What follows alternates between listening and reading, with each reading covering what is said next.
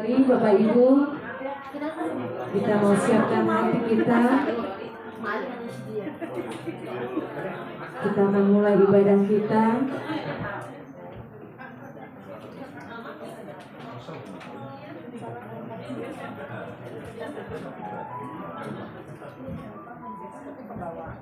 Shalom. Sekali lagi saya ucapkan shalom. Puji Tuhan. Mari Bapak Ibu, sebelum kita mulai ibadah kita, saya undang jemaat Tuhan untuk bangkit berdiri. Kita semua akan persiapkan hati kita mau berdoa. Haleluya Yesus. Bapa kami dalam kerajaan surga, terima kasih Tuhan untuk hari ini. Kembali kami merayakan Tuhan hari kelahiran-Mu. Kami bersyukur Tuhan, Engkau hadir di tengah-tengah kami, Engkau lahir bagi kami Tuhan, untuk menebus dosa-dosa kami semua. Kami percaya Tuhan, kami ada dalam tangan-Mu, kami ada dalam rencana-Mu Tuhan. Untuk itu Engkau hadir di tengah-tengah kami, menebus kami semua Tuhan, lahir bagi kami semua. Dan saat ini Tuhan, izinkan kami jemaat-Mu, Gereja Kristus Sejati Tuhan, kami rindu untuk menyembah, meninggikan Engkau Tuhan, beribadah hanya kepadamu. Engkau kuduskan, Engkau layakkan ibadah ini Tuhan, dari awal pertengahan hingga pada akhirnya Engkau berkati, Engkau sertai Tuhan ibadah kami. Dan kami percaya Engkau ada dalam hati kami, dan Engkau ada dalam ruangan ini Tuhan untuk memberkati kami semua. Terima kasih Tuhan, kami akan mulai ibadah kami hanya di dalam satu nama Tuhan Yesus Kristus, Allah yang hidup. Haleluya, puji Tuhan. Amin. Silakan duduk jemaat Tuhan. Shalom. Puji Tuhan, shalom. Ya, semua kita bersukacita hari ini. Kita sama-sama merayakan Natal. Sebelum kita masuk lebih jauh dalam hadirat Tuhan, saya rindu jemaat Tuhan, kita mau memuji Tuhan, kita mau menyanyikan satu pujian. Dia lahir untuk kami. Haleluya. Ya udah jemaat Tuhan, kita ikutin lagi boleh? Biar kita lebih semangat. Amin.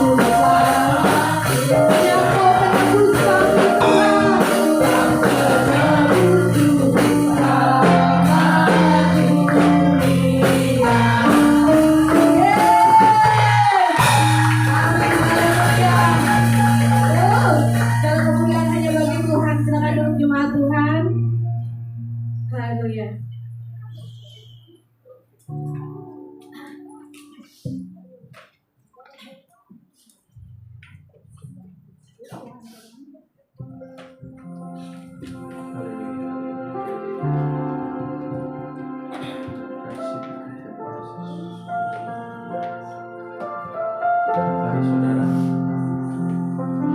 Kita lebih lagi di dalam menyembah Tuhan.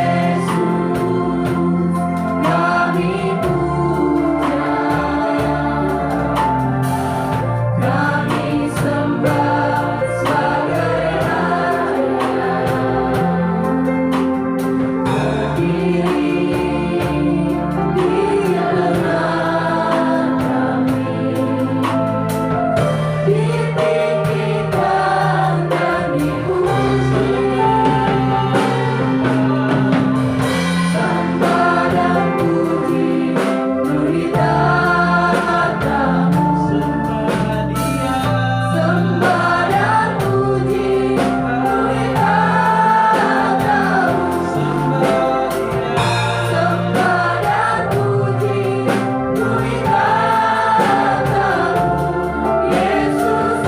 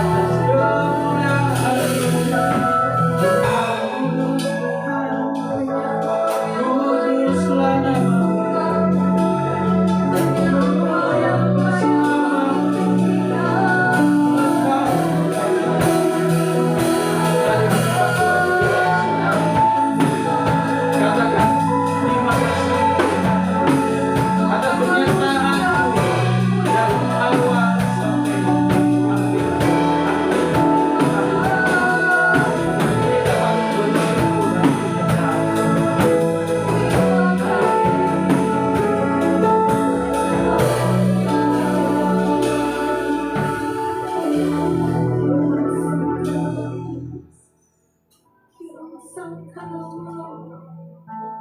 lepas hari, minggu lepas minggu, bulan lepas bulan, kita melihat kenyataan Tuhan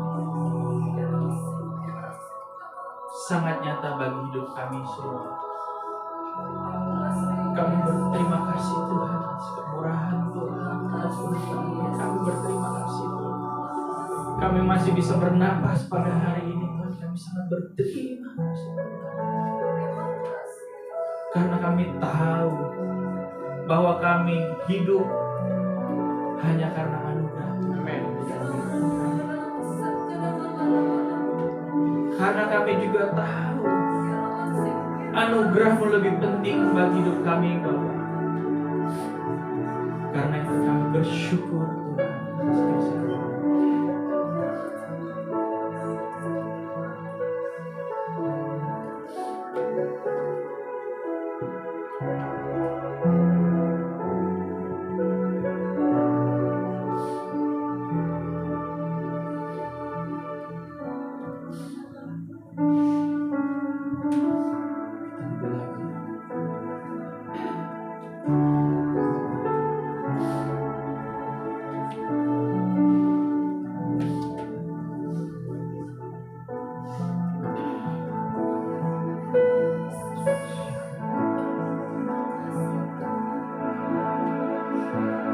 Ku hidup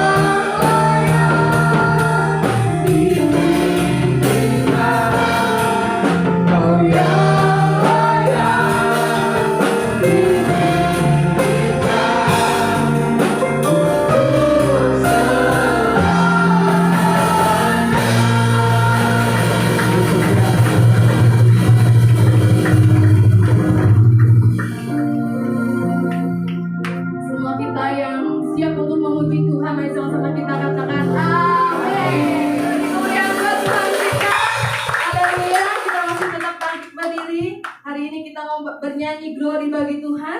Haleluya. Kita akan merasa bahagia saat kita berglory bagi Tuhan. Amin. Haleluya.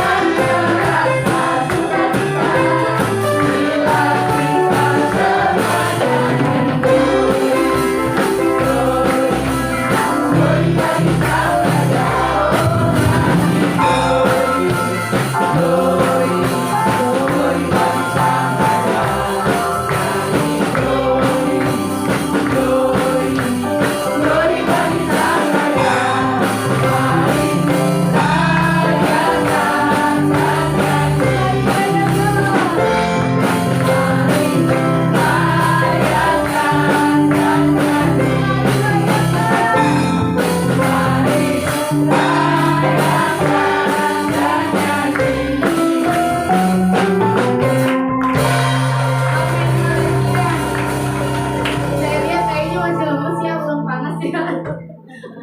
Kita mau lebih semangat lagi memuji Tuhan, amin. Amin, haleluya. Hari ini kita merayain kelahiran Tuhan Yesus. Masa sih kita lemes-lemes, loyo-loyo. Kita mau lihat Tuhan disenangkan hari ini, amin. Ya, kita mau katakan hari ini Yesus jalan kebenaran dan kehidupan bagi saudara dan saya. Ya, kita mau semangat lagi memuji Tuhan.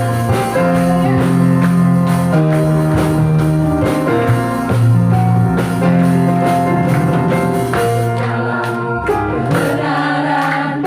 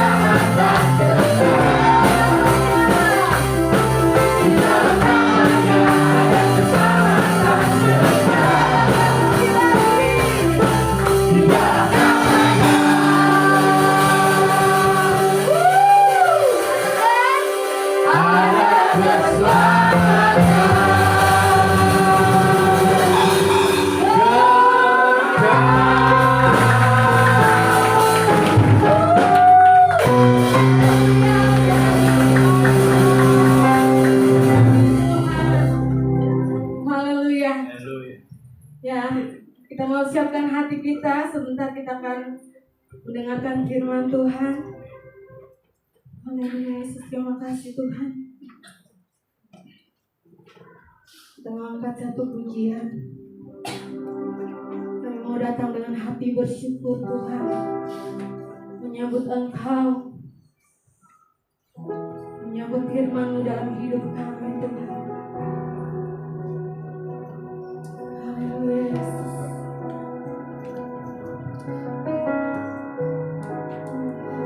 Terima kasih.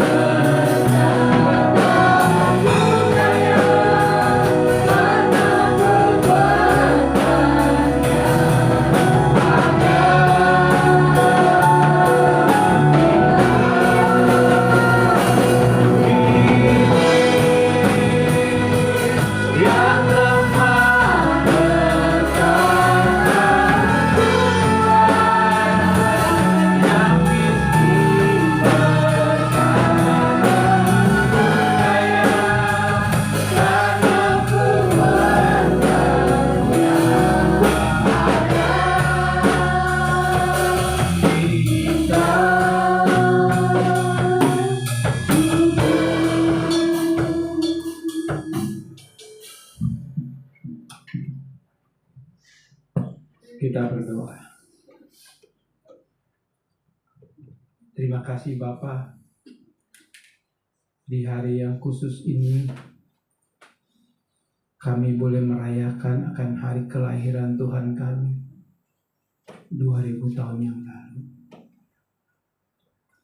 Dan perayaan yang kami lakukan ini dalam bentuk ibadah sebagai bentuk penghormatan kami, rasa syukur kami akan anugerah yang besar, anugerah yang khusus yang telah Allah berikan kepada kami, orang-orang pilihannya. Terima kasih Bapa untuk semuanya ini. Kami mau menikmati suasana kelahiran-Mu pada saat ini. Dan suasana 2000 tahun yang lalu. Ada gembala, ada orang Majus. Mereka bersuka cita atas kelahiran raja di atas segala raja. Dan ada satu lagi pribadi, yaitu Raja Herodes, di mana dia juga berkata dia akan datang untuk menyembah raja yang telah lahir itu.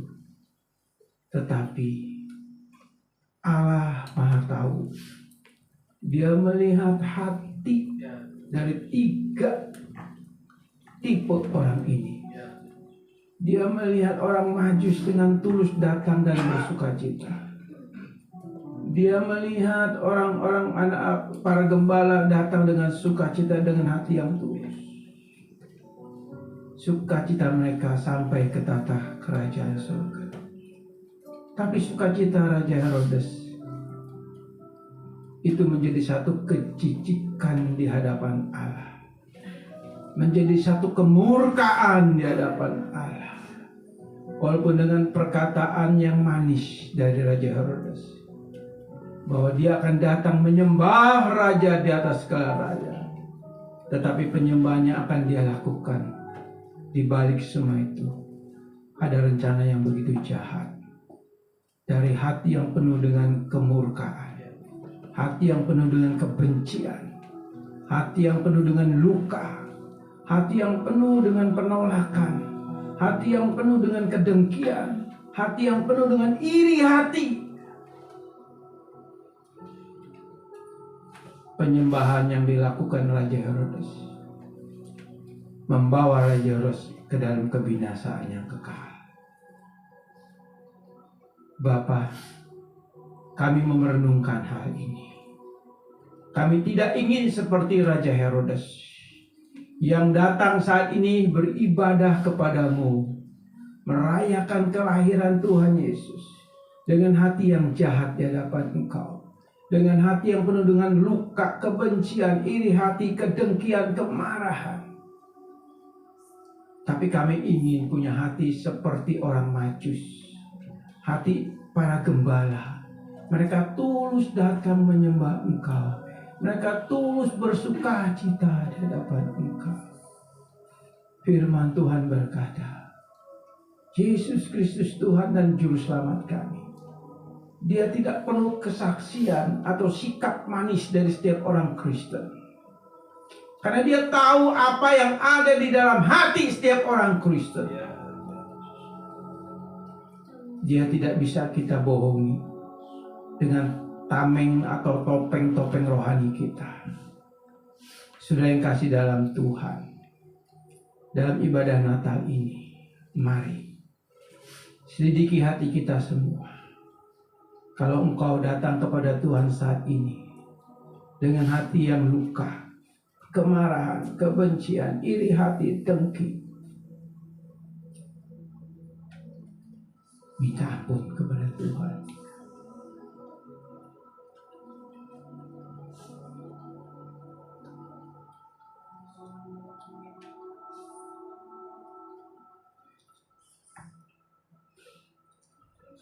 Kuasa darah Yesus tersedia untuk saudara dan saya. Bila kau datang dengan hati yang bertobat, kamu akan disucikan oleh darah Yesus. Tapi ketika engkau keraskan hatimu, kebinasaan akan kau alami. Tapi setiap orang yang sudah menerima anugerah khusus dari Allah, dia akan bangkit dari keterpurukan itu. Dia akan bangkit dari luka-luka hati itu. Dan dia akan selesaikan di hadapan Allah. Dan dia bisa berkata, Tuhan, ampuni aku. Tuhan, kuasa darah-Mu yang kudus menyucikan dosa dan kesalahanku. Saudara yang kasih dalam Tuhan, kuasa darah Yesus sudah tersedia untuk pengampunan kita, baik dulu, sekarang, maupun yang akan datang. Setiap kita yang sudah menerima anugerah khusus Allah, kita pasti bertobat. Kita akan selesaikan karena kita tidak nyaman dengan sikap hati yang jahat di hadapan Tuhan. Jangan sampai di antara kita di tempat ini punya hati seperti Raja Herodes.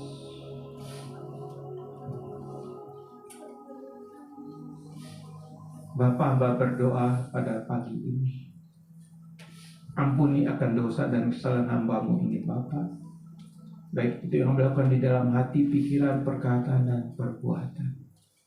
Hamba mengakui betapa banyaknya salah dan dosa yang hamba lakukan dalam hidup ini hari lepas hari. Demikian juga ampuni Bapa akan dosa dan kesalahan jemaat-Mu di tempat ini semuanya. Pelayan-Mu di tempat ini, ampuni Bapa. Kami minta kuasa darah Yesus saat ini menyucikan kami semua, sehingga kami dilayakkan di hadapan Engkau. Firman Tuhan berkata, karena begitu besar kasih Allah akan dunia ini, sehingga Dia mengaruniakan anaknya yang tunggal itu, supaya barang siapa yang percaya kepadanya tidak akan binasa, melainkan beroleh hidup yang kekal. Dan firman Tuhan katakan di dalam ayat yang 18, 19, dan 20, terang itu telah datang ke dunia ini, tetapi manusia tidak menyukai terang itu, sebab mereka hidup dalam kegelapan. Mereka hidup dalam dosa.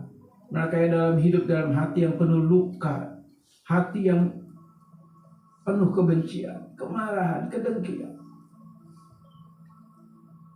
Mereka itulah bukan orang pilihan Tuhan. Sebab di dalam ayat yang ke-20 dikatakan, setiap orang pilihan Tuhan, dia datang kepada terang itu, dan dia berlutut, dia berkata, Tuhan, ampuni dosa-dosaku. Sudah yang kasih dalam Tuhan, percayalah, kuasa darah Yesus dan kasih Allah itu melebihi kejahatan yang ada dalam hidup kita, asal kita mau datang kepadanya. Bapa, urapi hamba-Mu saat ini. Urapi kami semua. Roh Kudus, tambahkan hikmat marifat buat hamba-Mu saat ini.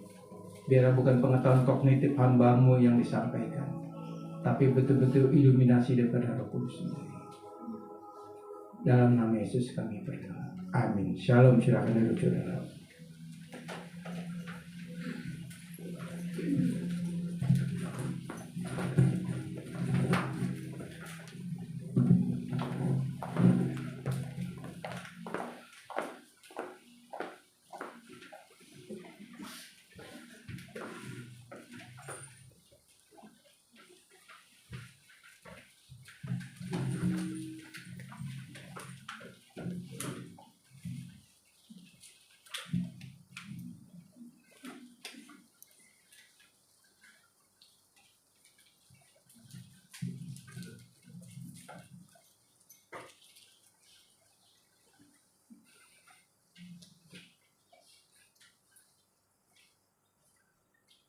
Sudah yang kasih dalam Tuhan, tema khotbah kita pada ibadah Natal ini, yaitu mengapa manusia atau pilihan begitu khusus di hati Allah. Mengapa manusia atau orang pilihan begitu khusus di hati Allah? Sebelum saya masuk ke renungan ini, saudara, pada 2000 tahun yang lalu ketika Yesus lahir di dunia ini, ada 3 kelompok orang yang datang kepada Yesus. Kelompok yang pertama pada saat Yesus dilahirkan pada malam itu, ada kita baca di dalam Lukas pasal 2, di mana para gembala itu yang pertama mendapat kabar sukacita. Dan malaikat di sorga dengan kur yang luar biasa bersukacita, mereka memuji Allah atas kelahiran Yesus Kristus. Satu fenomena paradok. Padahal surga tahu Yesus datang ke dunia bukan untuk senang-senang, bukan untuk jalan-jalan, tapi untuk dia mati di kayu salib. Kan harusnya surga itu berduka, saudara. Betul enggak? Karena anak tunggal Allah itu dikorbanin, harus mati di kayu salib. Tapi kenapa para malaikat bersukacita? Karena malaikat bersukacita, karena malaikat tahu, surga tahu bahwa akan terjadi satu keselamatan besar bagi manusia di muka bumi ini. Di mana semua manusia di muka bumi ini yang lahir dari kandungan seorang wanita itu sedang menuju kepada kebinasaan kekal. Dan Yesus Kristus datang untuk menebus yang binasa kekal ini, kembali berpindah dari kerajaan maut neraka, hidup dalam kerajaan kekal, kerajaan surga. Dan satu hal yang perlu kita lihat, 3 kelompok ini. Para gembala ketika malam Yesus dilahirkan, mereka bersukacita, mereka memuji Tuhan, mereka menyembah Tuhan.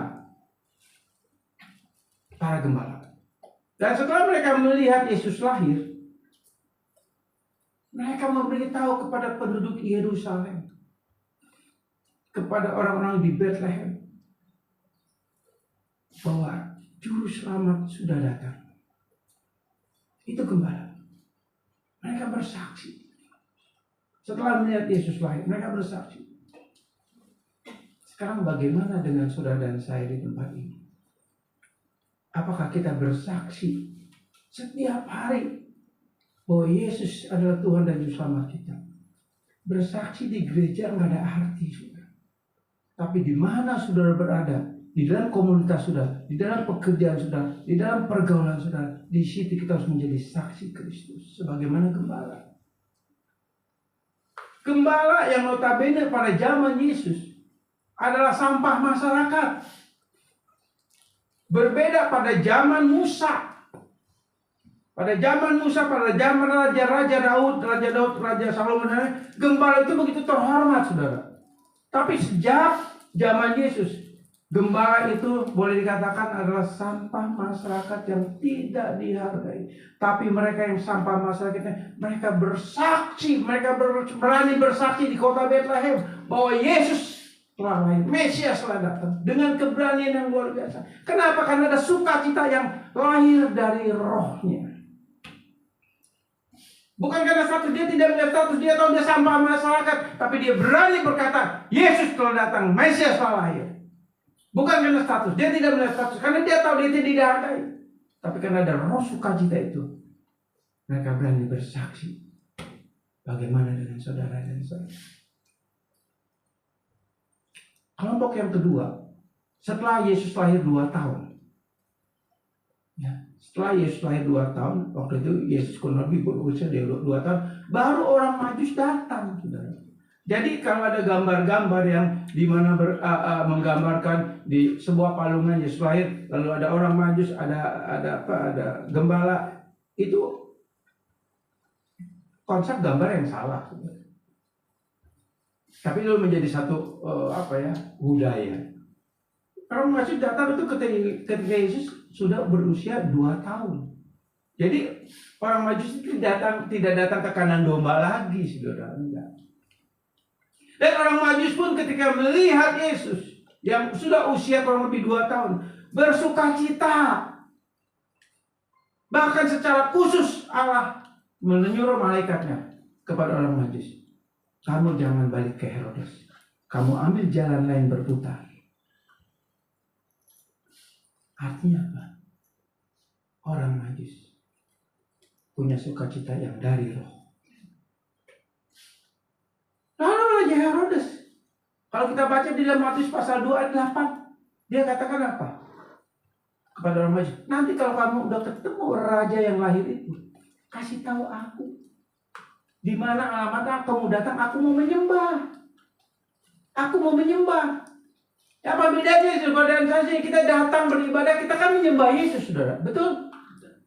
Tapi bagaimana dengan hati saudara dan saya? Saat ini ketika kita datang beribadah kepada Dia, merayakan Natal, apa yang ada di dalam hati kita saat ini? Ingat, Tuhan tahu hati kita. Hati kita transparan di hadapan Allah. Saat ini kita memuji menyembah Tuhan. Dan saat ini kita sedang dengan firman Tuhan. Bagaimana dengan hati kita? Apa hati kita ini seperti tanah di pinggir jalan? Hati kita tanah yang berbatu? Atau hati kita tanah yang penuh semak belukar? Yang mana tipe tanah kita? Atau tanah yang subur, tipe keempat? Tanah pinggir jalan, tanah berbatu, tanah bersemak belukar. Artinya apa? Dalam hati kita masih banyak menyimpan sampah.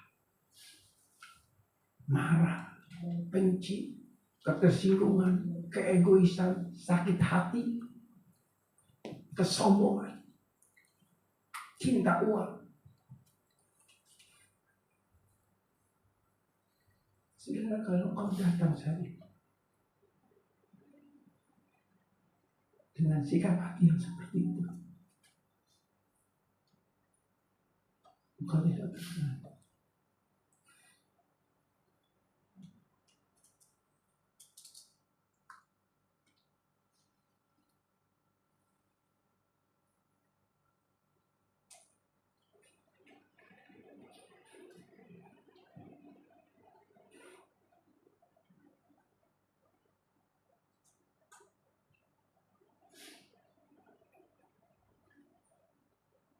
Kita jangan seperti Raja Herodes. Dengan baju yang bagus mungkin kita sedang datang beribadah dan Tuhan. Tapi hati kita adalah hati yang ada di tanah, di pinggir jalan, tanah yang berbatu atau tanah yang bersemak belukar.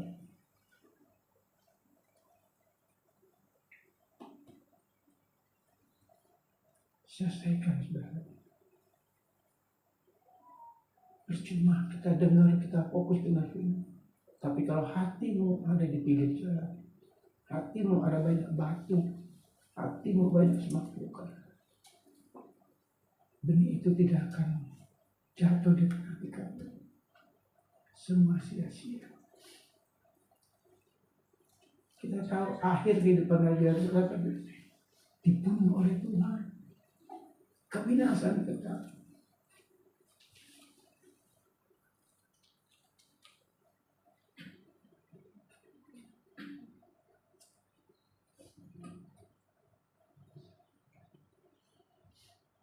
Lalu pertanyaannya, apakah seorang yang sudah terima anugerah khusus Allah atau orang pilihan, apakah hatinya bisa luka, hatinya bisa marah, bisa benci? Bisa. Kita masih hidup dalam daging. Tapi yang selalu saya katakan, seorang yang sudah dilahir barukan, yang sudah terima anugerah khusus Allah, dia punya kesadaran rohani, dia punya kedisiplinan rohani, dia punya kegelisahan rohani, dia akan bangkit dan menyelesaikan itu. Kenapa? Karena ada Roh Kudus di dalam hatinya, ada Roh Kudus di dalam rohnya yang akan terus mengingatkan, ayo bertobat, ayo selesaikan, ayo selesaikan. Itu pasti. Tapi kalau tidak ada suara Roh Kudus, sekalipun termasuk saya pendeta gembala tempat ini, berarti saya Kristen palsu, Kristen lalang. Nggak ada artinya. Seorang yang sudah dibarukan, sudah terima anugerah khusus, pasti ada Roh Kudus yang terus mengingatkan, ayo bertobat. Selesaikan. Yohanes 1 ayat 12 dikatakan, siapa yang menerima Yesus sebagai Tuhan dan Juru Selamat, dia akan diberi kuasa untuk menjadi anak Allah. Diberi kuasa untuk menjadi anak Allah. Kata kuasa di situ artinya exousia. Exousia artinya apa? Kita diberi kuasa untuk mampu bertobat. Kita diberi kuasa untuk mampu menyelesaikan dosa kita. Kita diberi kuasa untuk kita minta kuasa dari Yesus menyelesaikan sampah dosa yang dalam hati kita. Kita diberi kuasa, kita mampu itu. Dan kita pasti bisa. Masalahnya, kehendak bebas kita mau nggak lakukan itu? Karena masih ada tetap kehendak bebas kita. Tapi kehendak bebas yang sudah dilahirbarukan adalah kehendak bebas sejati. Artinya kehendak bebas bisa tidak berbuat dosa. Kata bisa tidak berbuat dosa artinya dia bisa melakukan, dia bisa menundukkan dirinya di bawah hukum Allah. Tapi kalau enggak tidak ada kerinduan untuk menyelesaikan itu, kau sia-sia jadi orang Kristen. Percaya sama saya.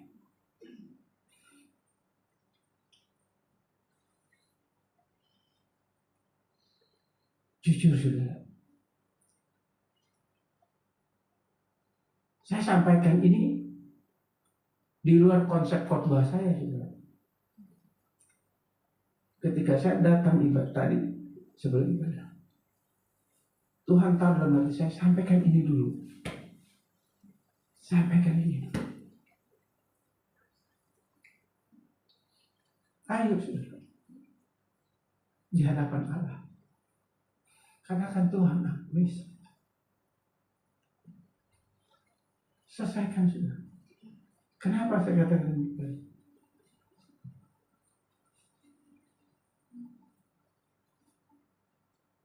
Ini membuktikan kalau memang betul kita sudah dilahirbarukan, sudah terima anugerah khusus. Pasti ada, kita tahu dalam hati kita. Itu ada suara untuk menyelesaikan, membereskan dosa yang ada di dalam diri kita. Kita nggak akan bawa dalam tidur.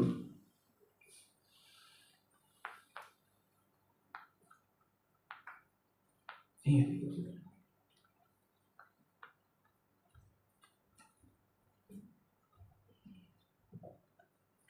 Ya. Saya belum sampaikan pesan Tuhan ini, ya. Sekarang kita masuk dalam tema khotbah kita. Mengapa manusia atau orang pilihan begitu khusus di hati Allah? Matius 12 ayat 12 firman Tuhan katakan begini. Bukankah manusia jauh lebih berharga daripada domba? Karena itu boleh berbuat baik pada hari Sabat. Jadi saya ambil kutip ayat 12 dari Matius 12.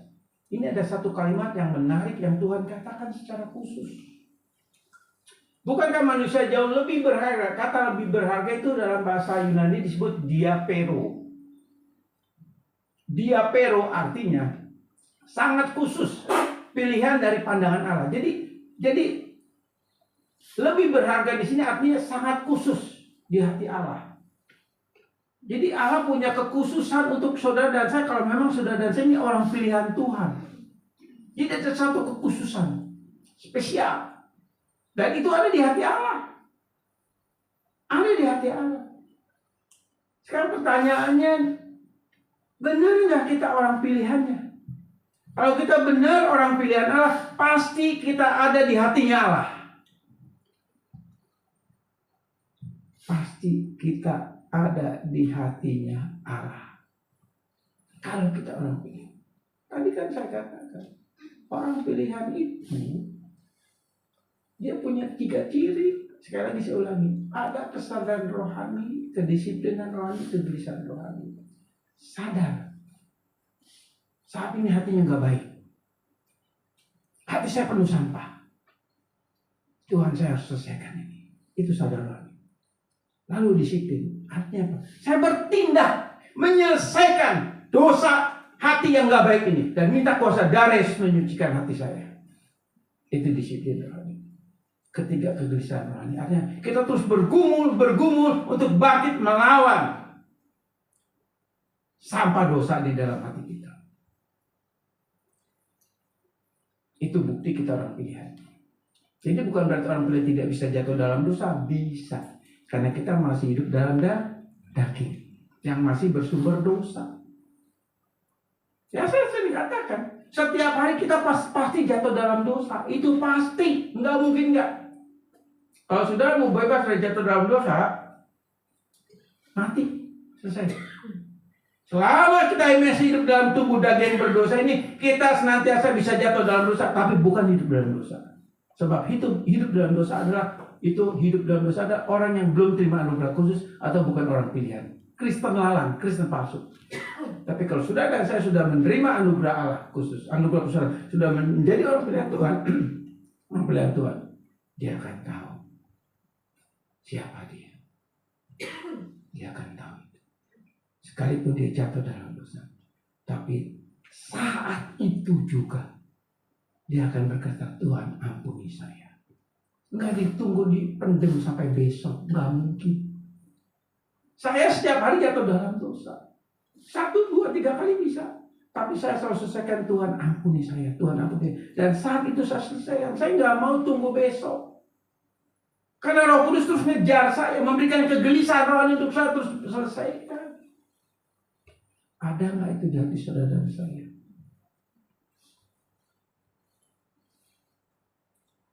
Banyak orang yang menyakiti saya. Banyak orang yang mengecewakan saya. Banyak orang yang mendukakan saya. Bahkan banyak orang yang menipu saya.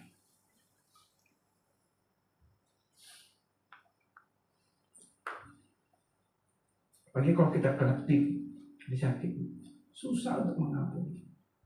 Tapi kan ada Roh Kudus, ada ekousia, kuasa untuk saya terus bergumul dan saya harus menang atas itu.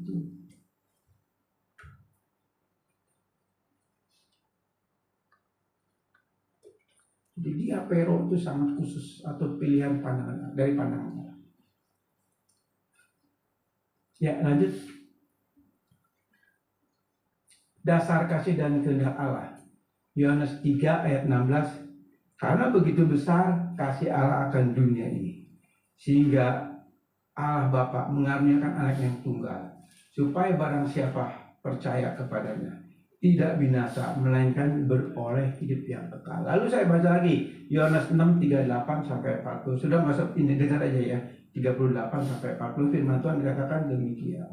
Sebab aku telah turun dari sorga bukan untuk melakukan kehendakku, tetapi untuk melakukan kehendak Dia, kehendak Bapa yang telah mengutus aku.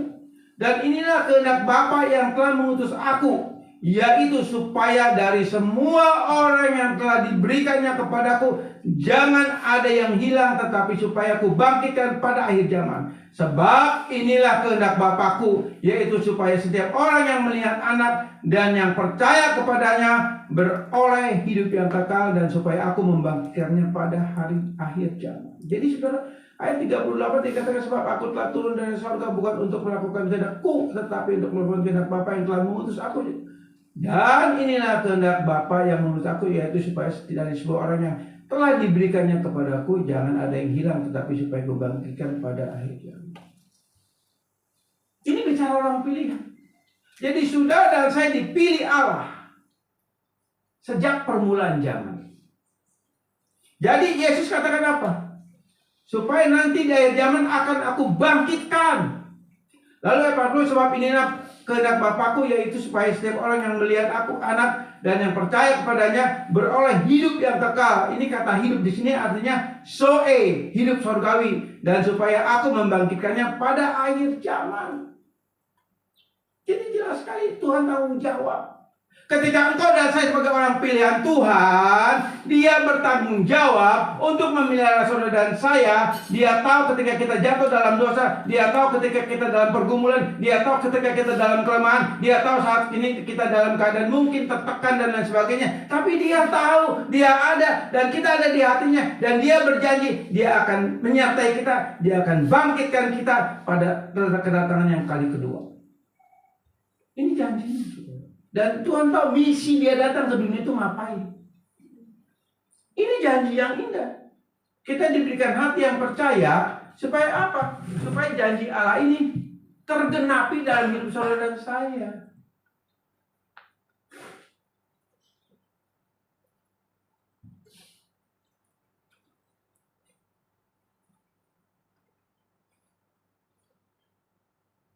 Ya, lanjut. Rantai emas keselamatan. Kenapa saya tulis rantai emas keselamatan? Saudara, bicara rantai emas keselamatan ini bicara mengenai sudah sebuah, kita sudah masuk ke dalam doktrin keselamatan ya. Kita masuk dalam doktrin keselamatan. Kata rantai emas artinya ini satu urutan, satu ordo. Sudah ngerti nggak ordo? Ngerti ya? Hah? Nggak ngerti ya? Ada beberapa satu tahapan. Ordo itu ginilah, gampangnya 1, 2, 3, 4 gitu. Jadi kalau dari 1 ke 3 bisa nggak? Nggak bisa, harus ada 2-nya dulu, betul nggak? 1, 2, 3, 4 berurutan, itu ordo. Dalam istilah teologinya, ordo salutis ya. Nah itu dikatakan rantai emas ini ordo. Artinya urutan pertama, kedua, ketiga. Terus itu planning Allah, planning sorga. Itu rantai keselamatan, rantai emas keselamatan. Jadi pemahaman rantai emas keselamatan, kalau kita sudah masuk dalam rantai emas keselamatan, kita sudah pasti diselamatkan. Kita sudah masuk dalam rencana Allah. Kalau kita sudah masuk dalam rencana Allah, ada nggak rencana Allah yang gagal? Gak ada. Semuanya tergenapi. Itu rantai emas keselamatan. Oke? Ya lanjut. Roma 8 ayat 28 sampai 30. Saya akan bacakan sudah ya. Saya akan bacakan. Roma 28-nya dulu saya bacakan. Ini ayat favorit orang Kristen saudara, ya. Betul nggak? Orang Kristen pasti tahu lah Roma 8 ayat 28. Apalagi yang sedang menghadapi pencobaan, masalah pergumulan hidup gitu kan ya. Itu pasti ayat 28 ini menjadi satu favorit. Karena Allah turut bekerja untuk mendatangkan kebaikan bagi setiap orang yang mengasihi Dia, kan gitu. Allah turut bekerja untuk mendatangkan kebaikan bagi setiap orang yang mengasihi Dia. Itu ayat 28 dari Roma 8. Tapi banyak orang Kristen yang begitu mengimani Allah turut bekerja ketika di dalam pergumulan, dalam masalah, dalam ya pokoknya fenomena kehidupan ini. Pasti ayat ini menjadi favorit, yang diimani, yang diamini. Enggak, pokoknya Allah turut bekerja bagi saya untuk mendatangkan kebaikan bagi saya. Betul? Ya, itu betul. Itu betul. Tapi nggak berhenti cuma di ayat 28. 29, 30-nya itu ada termasuk di dalamnya. Banyak orang Kristen cuma ngutip satu ayat, tapi nggak mau memahami ayat 29, ayat 30-nya. Itu yang kurang, saudara. Jadi nggak lengkap. Kata Allah turut bekerja dalam ayat 28, itu artinya surnegio. Surnegio artinya Allah turut bekerja sama. Jadi kalau Allah turut bekerja sama, berarti Allah nggak sendiri. Ada bagiannya Allah, ada bagiannya kita. Bagian Allah adalah menggolkan, menjadikan satu fakta dan kenyataan, dan menjadi satu tanggung jawab Allah. Dia akan nyatakan kebaikannya, pertolongannya, mujizatnya, kuasanya, kasihnya kepada kita. Itu bagiannya Allah. Tapi ada bagian kita, karena surnegio artinya ada satu kerjasama antara Allah dan kita dengan Allah. Bagian kita adalah apa? Salah satunya, selesaikan sampah dosa dalam hati kita. Itu salah satunya. Firman Tuhan di dalam Yeremia 17 ayat 9, firman Tuhan katakan apa? Hati manusia itu jahat, hati manusia itu licik. Jadi hati saudara dan saya ini gampang licik, gampang jahat, gampang dipengaruhi dengan yang jahat. Itu hati kita, itu kondisi hati manusia. Dan di dalam Markus pasal 7 dikatakan apa? Dari pikiran timbul yang jahat itu dari hati. Perzinahan, keseteruan, kemarahan, kebencian, keegoisan, kepentingan diri sendiri, kerakusan. Itu dari hati kita. Jadi hati saudara itu sama. Maka dari itu orang yang sudah dipilih Tuhan, yang sudah terima anugerah khusus Tuhan, tadi saya katakan, saya ulangi lagi saudara ya, punya kesadaran rohani, kedisiplinan rohani, kegelisahan rohani. Sebab dia sadar dia harus mendisiplinkan, karena hatinya seringkali gampang banyak sampah.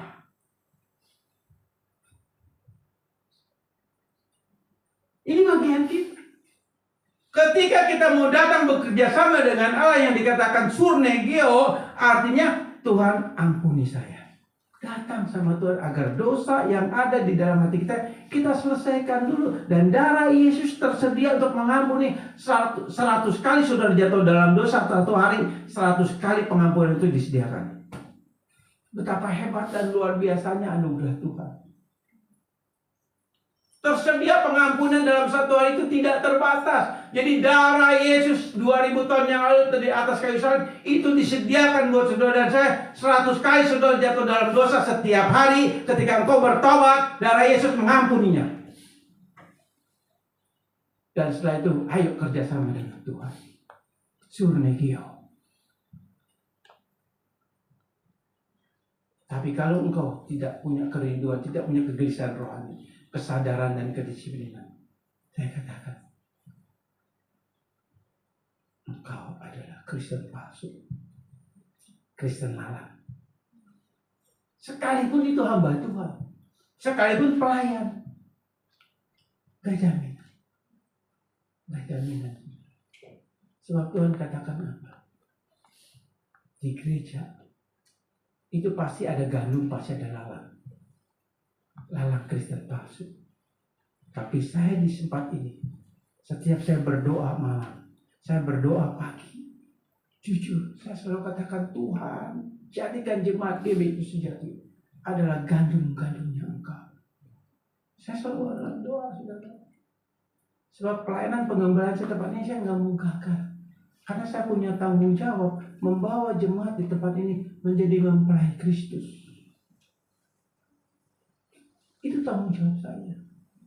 Dan setiap saya berdoa, pasti saudara saya bawa dalam doa. Itu pasti. Karena menjadi tanggung jawab moral rohani kita, saya terhadap Tuhan.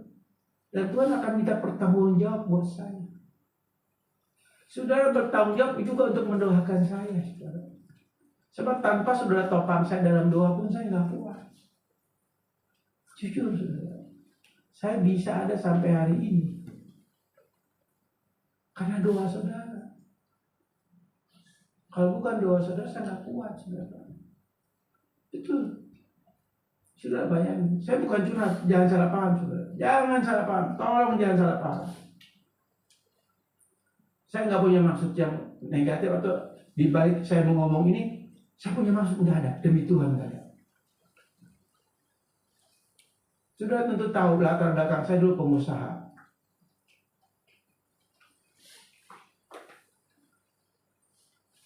Nggak pernah kantong saya itu kosong, saudara. Rekening saya itu kosong, nggak pernah. Tapi setelah saya ambil untuk full time, saya betul-betul ada dalam titik nol. Sampai saat ini saya ada titik nol. Tapi karena doa saudara saya masih kuat berdiri. Bumi dan langit kondisi saya. Tapi saya tetap bersuka cita. Karena saya tahu Tuhan panggil saya. Jadi penderitaan yang saya alami secara ekonomi, saya tetap berdiri tegak di hadapan Tuhan. Saya tetap bisa exit di hadapan Tuhan. Saya tetap bisa semangat. Karena ada yang menopang. Dan itu harapan saya cuma satu. Saya nggak perlu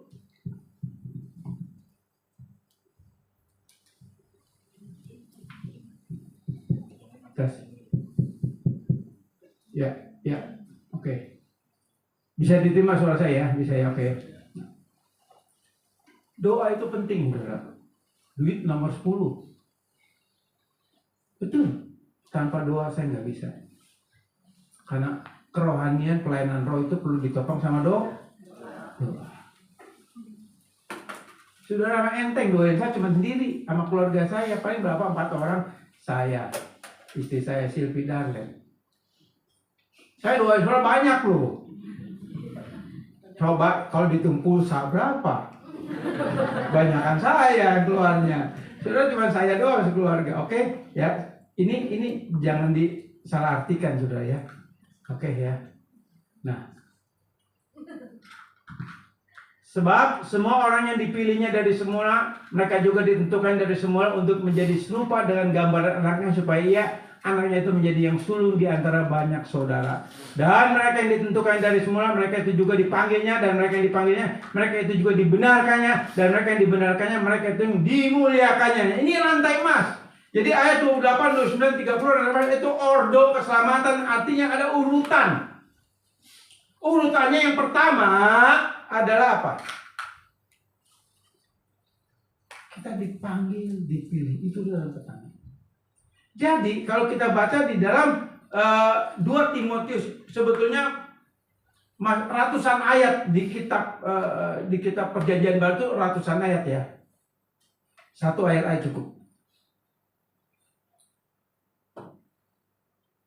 2 Timotius pasal 1 ayat 9 firman Tuhan katakan demikian. Dialah yang menyelamatkan kita dan memanggil kita dengan panggilan kudus. Bukan berdasarkan perbuatan kita, melainkan berdasarkan maksud dan kasih karunia-Nya sendiri yang telah dikaruniakan kepada kita dalam Kristus Yesus sebelum permulaan zaman. Jadi sangat jelas sekali di dalam 2 Timotius pasal 1 ayat 9, sebelum adanya bumi ini, sebelum adanya dunia ini, saudara dan saya sudah dipilih menjadi orang pilihan Tuhan. Nangkap? Itu ordo yang pertama. Lalu di dalam Wahyu 13 ayat 8, firman Tuhan katakan apa? Nama kita sudah tertulis dalam buku Anak Domba Allah sebelum dunia ini ada. Itu Wahyu 13 ayat 8. Lalu Efesus 1 ayat 4, firman Tuhan katakan apa? Sebelum dunia ini ada, kita sudah dipilih menjadi anak Allah. Di dalam 1 Petrus 1 ayat 2 dikatakan Allah menetapkan kita sebelum dunia ini ada. Masih banyak ayatnya lagi kalau saya mau buka. Artinya apa? Itu ordo yang pertama, itu urutan yang pertama, rantai emas di mana kita sudah dipilih sebelum dunia ada. Ini yang namanya orang pilihan. Nah, pertanyaan saya begini. Manusia bisa nggak? Kita bisa nggak salah pilih? Halo, bisa nggak? Bisa ya? Tuhan bisa nggak salah pilih? Kalau Tuhan udah pilih kita, nggak mungkin Tuhan salah pilih. Lalu pertanyaannya, oh kalau gitu Pak, kalau saya udah dipilih Tuhan, kenapa saya jatuh bangun dalam dosa? Daud dipilih Tuhan, tapi kenapa Daud berzina? Tuhan tahu nggak? Tahu. Tapi kenapa Tuhan pilih? Itu pemilihan dari kedaulatannya Allah. Itu konsekuensi Allah kenapa dia pilih kita. Nanti tanya aja sama Tuhan. Kalau udah ketemu di surga. Jangan tanya saya juga nggak ngerti saudara. Tapi Allah nggak pernah salah pilih. Allah tahu kapan kita jatuh dalam dosa. Allah tahu kapan kita kecewa sama dia. Allah tahu kapan kita bersungut-sungut dengan dia. Allah tahu kapan kita merasa hopeless, merasa Tuhan udah nggak ada Tuhan-Tuhanan lagi. Allah tahu.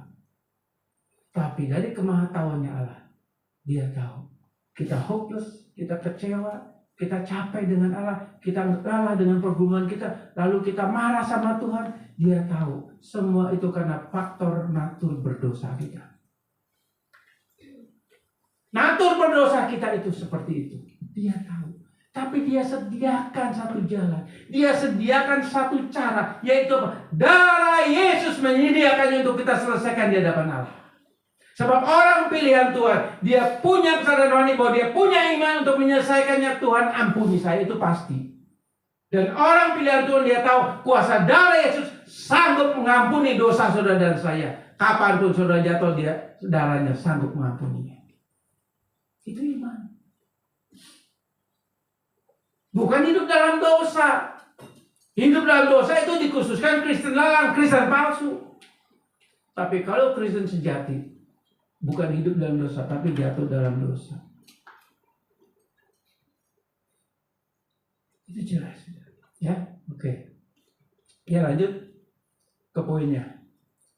Dipilih. Ya, ini ayat 29. Dipilih. Kata ini dipilih, ini kata kerja, artinya proginosko. Ginosko itu pengetahuan. Ya. Ginosko itu pengetahuan. Ini proginosko artinya pra-pengetahuan Allah. Predestinasi artinya apa? Allah mengetahui sebelumnya. Yang tadi saya katakan. Sebelum Dia memilih kita, Dia udah tahu siapa kita. Bahkan sebelum saudara dilahirkan pun Dia udah tahu siapa kita. Proginosko artinya apa? Allah mengetahui sebelumnya. Dari semula atau dari kekekalan. Jadi arti kata proginosko di sini, saudara, ya.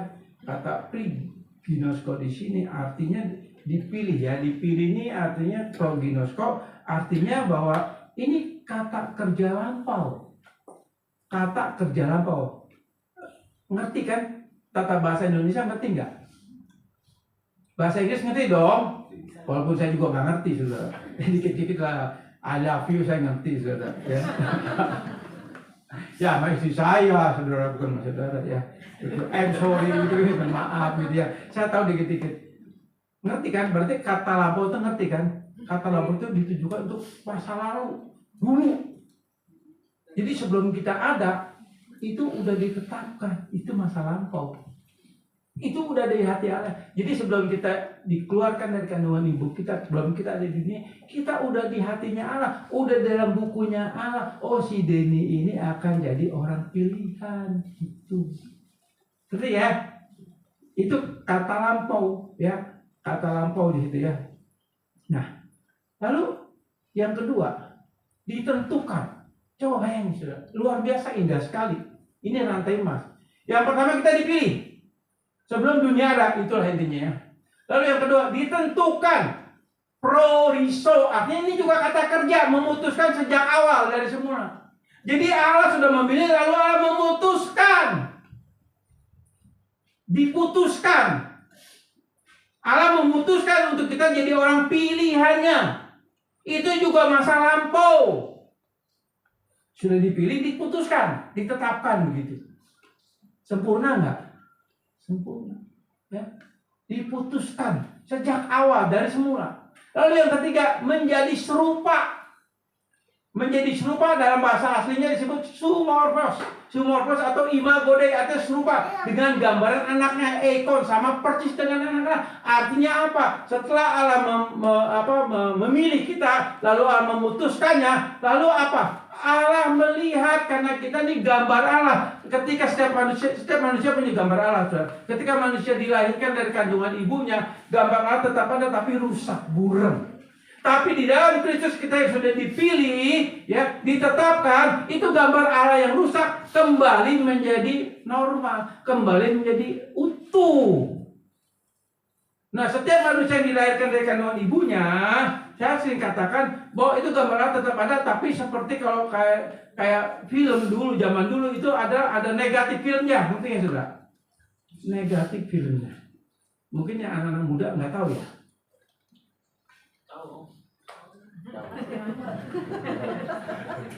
Tahu aja semua. Berarti tua berarti. Ada tua dia. Ya. Biasanya kalau yang udah 40 lebih itu tahu lah ya gitu. Tapi kalau mungkin 30 ke bawah nggak tahu ya. Coba angkat tangan yang tahu negatif film yang pernah tahu siapa? Iya klise. Yang nggak tahu angkat tangan coba. Wah, dia apa tuh nggak tuh hebat tuh nggak tahu hebat tuh. Hebat aja sendiri ya. Tapi bagi puji Tuhan hebat jujur.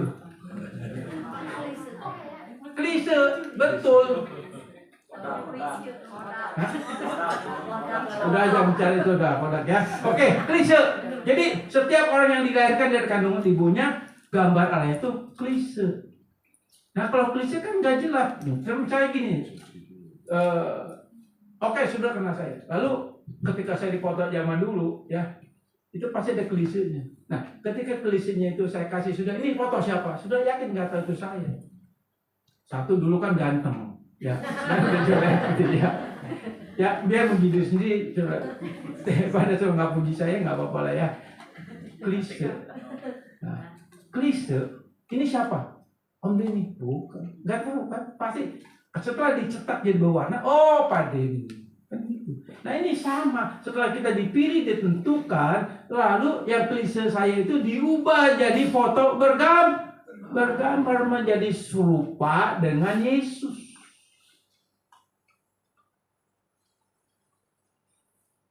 Ini ordo. Jadi ada tahapannya. Kita dipilih, ditetapkan, lalu klise dirubah jadi foto, jadi punya gambar yang sesungguhnya. Nangkep ya? Jadi berarti resmi nih anak Allah. Begitu ya. Lalu yang keempat, Kristus menjadi yang sulung di antara kita. Ini prototokos, alfa dan omega. Artinya apa? Kristus yang sulung di antara kita artinya Yesus Kristus yang adalah alfa dan omega itu menjadi salah satu bentuk bahwa kita sama seperti Yesus. Walaupun kita bukan alfa dan omega, tetapi kita punya kekekalan yang sama dengan Yesus. Karena ada soe, ada kehidupan sorgawi, Yesus kekal, kita kekal. Itu prototokos. Kita belajar sedikit ya, biar pintar jemaat. Prototokos ya. Ini kalau bahasa agak lama sudah nggak apa-apa lah ya, mumpung setahun sekali lah. Daripada balas dendam waktu di Natal kemarin sudah. Kemarin kan harusnya saya sejam seperempat sudah. Tapi memang saya harus menghormati panitia saudara ya. Sebab panitia sudah dipilih, berarti kita bertanggung jawab menyerahkan mempercayakan kepada panitia. Berarti saya juga harus menghormati keputusan itu, walaupun nanti kesal dikit saudara. Tapi enggak, saya suka cita kok. Oke, ya lanjut. Ayat 30. Nah, ini habis sudah selesai itu. Enak nggak saudara? Seperti kita ini. Lalu yang 30. Kita ditentukannya. Ini juga kata kerja dari semula. Kita ditentukannya dari semula. Ini kata kerja juga kata lampau. Ya. Lalu ayat yang ke-6, bagian yang ke-6. Kita dipanggil. Ini kata kerja juga. Kita dipanggilnya dan dibenarkannya. Ini juga kata kerja. Kata kerja ya. Juga dimuliakannya. Kata kerja juga. Jadi sudah bayangin. Setelah kita dipilih, ditetapkan, lalu menjadi gambar Allah utuh kembali dalam hidup kita. Lalu kita punya kehidupan kekal. Sebagaimana Yesus juga prototokos. Kita juga prototokos. Sebagai gambar yang sulung, gambar Kristus ada di dalam diri kita. Lalu yang selanjutnya apa? Kita ditentukannya dari semula. Artinya kita kembali diingatkan. Kembali kita di garis bawahi bahwa kamu ini sudah ditentukan. Jadi ada dua kata di sini yang luar biasa, saudara ya. Yang pertama adalah apa? Yang ayat 29 kita ditentukannya. Lalu ayat yang 30 ditentukannya ada dua kali kalimat. Perhatikan. Ada dua kata kalimat ditentukan. Ayat 29 ada, ayat 30 ada. Artinya apa? Ada satu penekanan dari Allah bahwa kita ditentukan, dan kita ditentukan ini dua kali pernyataan Allah bahwa Allah nggak pernah salah memilih kita. Allah nggak pernah salah memilih kita. Walaupun kadang kita sebagai manusia kita bertanya-tanya, betul nggak saya orang Kristen? Betul nggak saya sudah diselamatkan? Tapi Allah sudah katakan apa? Dua kali. Kamu sudah ditentukan. Kamu sudah ditentukan. Nangkap saudara. Ini ordo. Ya. Lalu selanjutnya apa? Kita dipanggil. Jadi ada kata dipanggil, ya, dipanggilnya, dan mereka yang dipanggilnya, mereka juga yang dibenarkannya. Jadi ada kata pembenaran di sini. Kita dibenarkan karena Allah yang membenarkan kita. Kalau Allah sudah membenarkan kita, tidak ada lagi yang bisa menggugat pembenaran Allah itu bagi kita. Si iblis, siapapun manusia ini di dunia ini, dia tahu seringkali kan iblis itu menuduh kita. Tapi kalau kita sudah dibenarkan oleh Allah, tidak ada yang bisa menggugat status itu. Sudah nggak perlu lagi percaya kalau dia sudah membenarkan sudah. Dan kita dibenarkan itu anugerah, bukan karena perbuatan baik. Kalau kita dibenarkan karena perbuatan baik, kita kembali ke Taurat. Sedangkan firman Tuhan katakan apa? Hukum yang tertulis itu mematikan, itu maksudnya hukum Taurat. Kita dibenarkan bukan karena perbuatan baik kita, tapi karena anugerah. Kalau Allah sudah membenarkan kita, tidak ada kuasa apapun, manusia siapapun yang bisa menggugat itu. Enggak. Lalu selanjutnya apa? Kita juga dimuliakan. Kata dimuliakan di sini artinya apa? Diselamatkan. Artinya apa? Ketika kita nanti mati dalam tubuh daging berdosa, kita akan kembali ke dalam kerajaan surga. Ini janji Allah. Dan nama kita sudah tertulis dalam buku Anak Domba.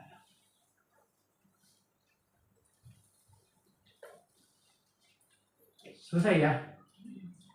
Masih ada? Ini tadi saya udah bahas ya Roma 7, Roma 8, tapi yang atas ini saya baca inti iman bahwa karena kita memang ada dalam rencana kekal Allah dari awal permulaan zaman. Jadi inti iman kita di situ. Jadi kita punya inti iman Kristen. Ini inti iman Kristen artinya kita dipilih, ditetapkan, memiliki gambar yang sama, dan ini kata ditentukan pun 2 kali di situ dikatakan ini menjadi suatu peneguhan bahwa betul saudara saya dipilih Tuhan, dan Tuhan gak pernah salah pilih. Sebagai penutup firman Tuhan katakan apa? Secara kedaulatannya Yesus berkata, bukan kamu yang pilih aku, tapi aku yang pilih kamu. Dia yang pilih kita. Tuhan gak pernah salah pilih. Tapi ciri-ciri orang yang dipilih Tuhan punya 3 hal. Pertama apa? Punya kesadaran rohani. Kedua, punya kedisiplinan rohani. Ketiga, punya kegelisahan rohani. Kesadaran rohani, kedisiplinan rohani, dan kegelisahan rohani. Ini buah dari keselamatan. Buah daripada iman. Bukti bahwa sudah dan saya dipilih Tuhan. Sekarang kita cek diri. Betulkah kita punya kedisiplinan rohani, kesadaran rohani, dan kegelisahan rohani? Tuhan yang berkati. Saya undang untuk musik naik. Saudara, kita akan nyanyikan satu lagu, saudara. Kita akan nyanyikan satu lagu. Kita dipilih. Bisa nggak? Musik bisa kan kita dipilih? Bisa. Jangan bisa tengah bisa sudah ya. Oke ya. Ya, sudah bisa ya. Coba lagu kita dipilih ya. Benar. Ya, kita bangkit berdiri ya. Kita harus sukacita saudara, karena kita orang pilihan Tuhan.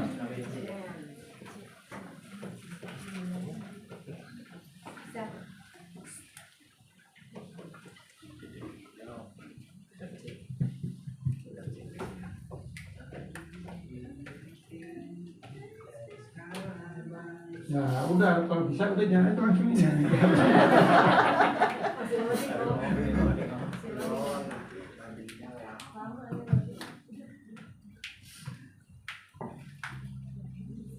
Kita harus bersukacita. Kalau itu sudah menjadi pilih Tuhan.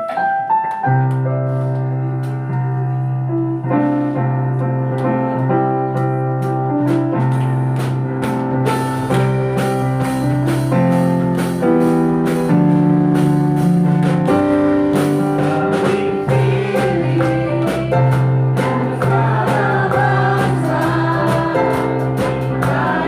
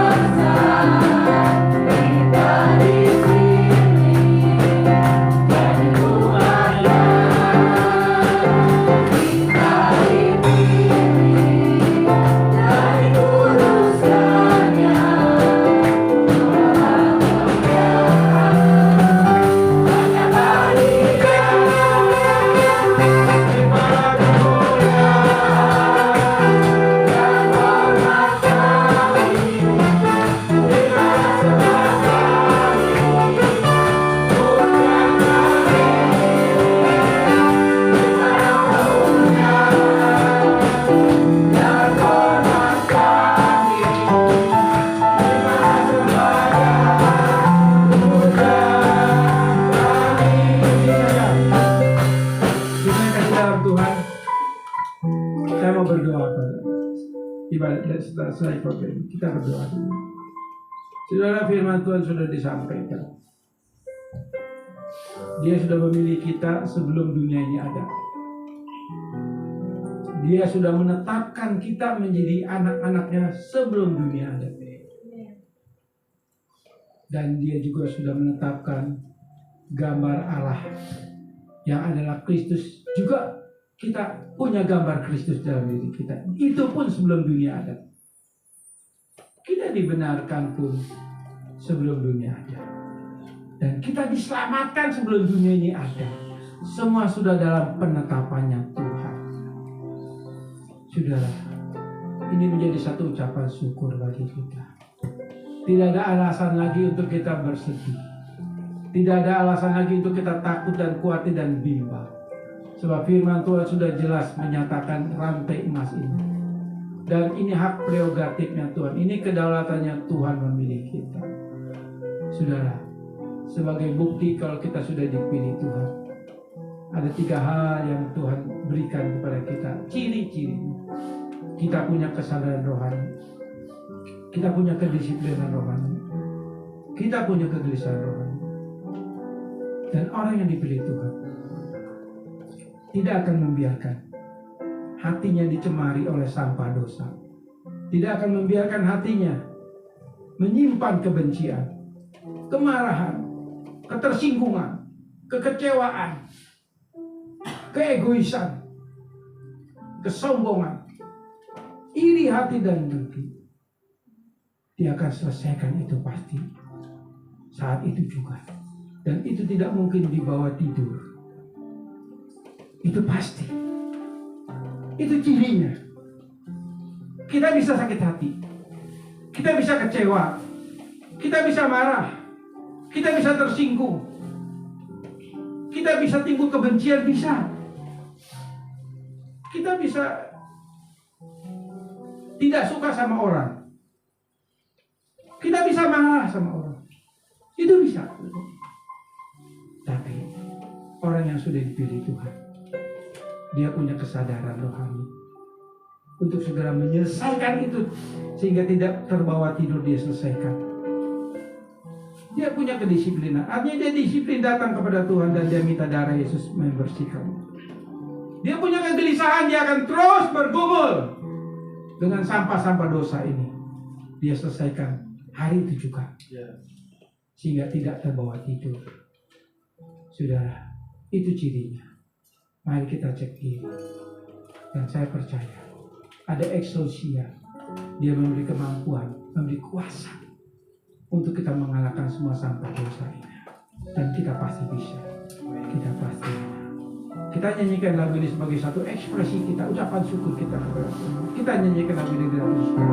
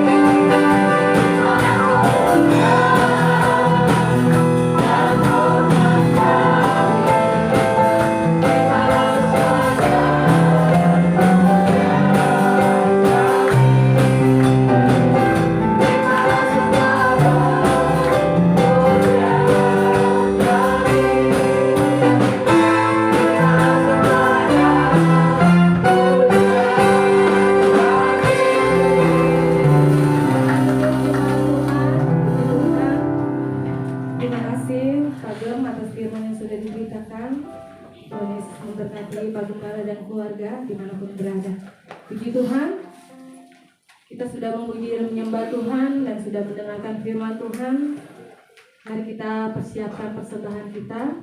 Yang bertugas saya persilakan untuk maju ke depan. Sebelumnya kita mau berdoa. Bapa kami dalam kerajaan surga, terima kasih Tuhan. Kami sudah memuji dan menyembah Engkau, dan kami juga sudah mendengarkan firman-Mu Tuhan. Sebentar Tuhan kami akan belajar memberi persembahan kami Tuhan untuk pekerjaan-Mu di tempat ini. Sebelum kami memberinya Tuhan, kiranya Kau kuduskan, Kau layakkan persembahan ini Tuhan, supaya berkenan di hadapan-Mu saja dan menyenangkan hati-Mu. Terima kasih Tuhan, kami siap untuk memberi, hanya di dalam nama Tuhan Yesus Kristus. Haleluya, puji Tuhan. Amin. Kita mengangkat saat pujian. Selamat datang Yesus Tuhanku.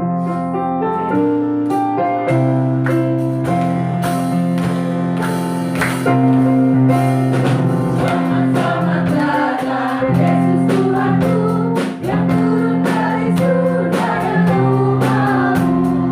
Selamat datang di dalam dunia. Tuhan bersama dengan manusia. Salam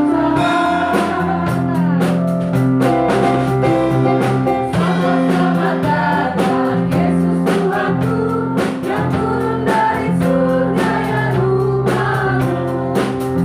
Selamat datang di dalam dunia. Tuhan bersama dengan manusia. Salam.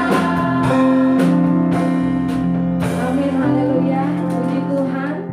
Kita akan menutup ibadah kita. Saya undang jemaat Tuhan untuk bangkit berdiri. Lukas 2 ayat 11 berkata, hari ini telah lahir bagimu Juru Selamat, yaitu Yesus Kristus Tuhan di kota Daud. Mari sama-sama dengan malaikat di surga, sama-sama kita mau katakan,